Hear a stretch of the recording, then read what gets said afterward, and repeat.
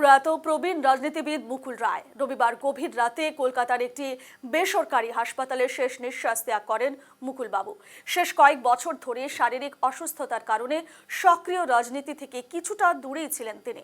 রবিবার রাত প্রায় 1:30টা নাগাদ প্রয়াত হন বর্ষিয়ান রাজনীতিবিদ এবং দেশের প্রাক্তন রেলমন্ত্রী মুকুল রায় তথা কৃষ্ণনগর বিধানসভার বিধায়ক।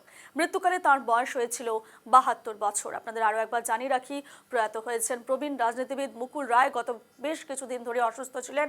কলকাতার একটি বেসরকারি হাসপাতালে শেষ নিঃশ্বাস ত্যাগ করেন মুকুল বাবু। মৃত্যুকালে তার বয়স হয়েছিল রবিবার রাত প্রায় 1:30টা নাগাদ প্রয়াত হয়েছেন এই বর্ষিয়ান রাজনীতিবিদ। আপনাদের জানিয়ে রাখি, রবিবার প্রায় 1:30টা নাগাদ প্রয়াত হয়েছেন বর্ষিয়ান এই নেতা মুকুল রায় এবং তার প্রয়াণে শোকস্তব্ধ গোটা রাজনৈতিক মহল।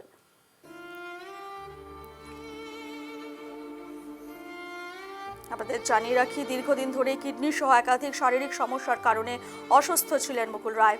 মাঝে মধ্যেই তাকে হাসপাতালে ভর্তি করাতে হতো এবং যে খবর উঠে আসছে আজ সকালে, যে খবর আমরা পেয়েছি যে আর তিনি নেই, মুকুল রায় আর নেই এবং প্রয়াত হয়েছেন তিনি। বেশ কিছুদিন ধরেই তিনি অসুস্থ ছিলেন এবং সে জায়গায় দাঁড়িয়ে এই খবরে শোকস্তব্ধ গোটা রাজনৈতিক মহল। কলকাতার একটি বেসরকারি হাসপাতালে চিকিৎসাধীন থাকাকালীন রবিবার গভীর রাতে শেষ নিঃশ্বাস ত্যাগ করেছেন বর্ষিয়ানি নেতা। প্রয়াত রাজনীতিবিদ মুকুল রায় বয়স হয়েছিল 72 বছর। একাধিক শারীরিক সমস্যা নিয়ে দীর্ঘদিন ধরে নিউটাউনের একটি হাসপাতালে ভর্তি হয়েছিলেন প্রবীণ নেতা। রবিবার গভীর রাতে শেষ নিঃশ্বাস ত্যাগ করেন তিনি। তার প্রয়াণে রাজনৈতিক মহলে নেমে এসেছে শোকের ছায়া। দীর্ঘদিন ধরেই কিডনি সহ একাধিক শারীরিক সমস্যার কারণে অসুস্থ ছিলেন একসময়ের বঙ্গ রাজনীতির চাণক্য। মাঝে মধ্যেই তাকে হাসপাতালে ভর্তি করাতে হতো। কলকাতার একটি বেসরকারি হাসপাতালে চিকিৎসাধীন থাকাকালীন রবিবার গভীর রাতে শেষ নিঃশ্বাস ত্যাগ করেন মুকুল রায়। মৃত্যুর খবর পেয়ে তাঁর বাড়ির সামনে ভিড় জমাতে শুরু করেন তৃণমূলের নেতা কর্মী ও সমর্থকেরা। জানা গিয়েছে, হাসপাতাল থেকে বাড়িতে দেহ নিয়ে আসার প্রক্রিয়া শুরু হয়ে গেছে। এ নিয়ে আরো বিস্তারিত জানবো। ফোন লাইনে রয়েছেন আমাদের প্রতিনিধি তন্ময় ভট্টাচার্য। তন্ময়, গতকাল গভীর রাতে শেষ নিঃশ্বাস ত্যাগ করেছেন মুকুল রায়। ঠিক কারা কারা ইতিমধ্যে উপস্থিত হয়েছেন মুকুল রায়ের প্রয়াণের খবর পেয়ে, এবং ঠিক শেষকৃত্য সম্পন্ন ঠিক কটা নাগাদ হচ্ছে, বাকি প্রক্রিয়াগুলো কখন সম্পন্ন হচ্ছে, কিভাবে তার শেষকৃত্য সম্পন্ন হবে, ঠিক এই বিষয়ে কি জানতে পারছো?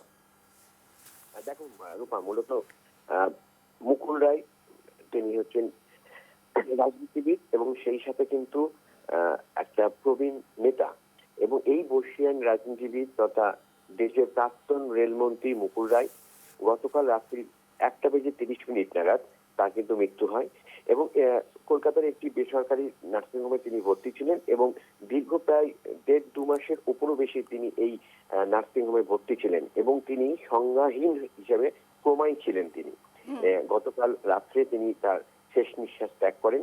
মৃত্যুকালে তার বয়স হয়েছিল 72 বছর। তবে এই মুকুল রায় তিনি কিন্তু রাজনীতি দক্ষ চাণক্য বলা হয় তাকে, কারণ তৃণমূলের যখন প্রথম দিকে অর্থাৎ শুরুর সময় তার যে ভূমিকা, সেখান থেকে কিন্তু তার এই রাজনীতি সেখান থেকে কিন্তু শুরু, এবং তৃণমূলের সক্রিয় রাজনীতি তিনি করতেন এবং তারপর তিনি বিজেপিতে যান এবং বিজেপি থেকে তিনি আবার কিন্তু ফিরে আসেন।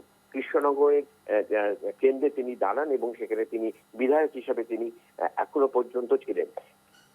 এই মাঝেই কিন্তু এই অসুস্থ হওয়ার পর তিনি কিন্তু দীর্ঘদিন ধরে কিন্তু বেসরকারি নার্সিংহোমে ভর্তি ছিলেন এবং গতকাল রাত্রি 1:30টা নাগাদ তার কিন্তু মৃত্যু হয়। এই মৃত্যুতে কিন্তু রাজনৈতিক মহলে যেমন ছায়া পড়েছে, তিনি বিভিন্ন জায়গা থেকে কিন্তু শোকস্তব্ধ এলাকা, তার কাঁচরাপাড়ার যে বাড়িটি সেখানে কিন্তু এলাকার মানুষ, সাধারণ মানুষ কিন্তু স্তব্ধ, এবং তার কিন্তু দেহ ইতিমধ্যে আনার জন্য প্রক্রিয়াকরণ শুরু হয়ে গেছে এবং এই বেসরকারি নার্সিংহোমে কিন্তু ইতিমধ্যে তৃণমূলের পক্ষ থেকে হেভিওয়েট পার্সন যারা আছেন, নেতারা যারা আছেন, তার কিন্তু ইতিমধ্যে আসা শুরু করেছে এবং এই প্রক্রিয়াকরণ শুরু হয়েছে।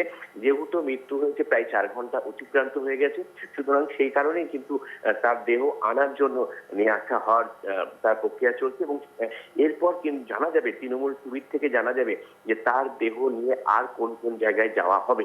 এই গভীর শোক প্রকাশ করেছেন মুখ্যমন্ত্রী মমতা বন্দ্যোপাধ্যায়। ইতিমধ্যে কিন্তু শোনা যাচ্ছে এবং যেহেতু এখন সকালের দিকে রয়েছে, আস্তে আস্তে কিন্তু বেলা বাড়ার সাথে সাথে তার দেহ নিয়ে বিভিন্ন জায়গায় যাওয়া হবে এবং বাড়িতে কখন আনা হবে সেই জায়গায় সময়টি কিন্তু এখনো পর্যন্ত ঠিক জানা যায়নি। তবে বেলা বাড়ার সাথে সাথে আরো কিন্তু আপডেট আমরা পেতে থাকবো। বেশ বেশ, খবরের আপডেটে আমরা নজর রাখবো। আপাতত তোমাকে ধন্যবাদ জানাচ্ছি তন্ময়।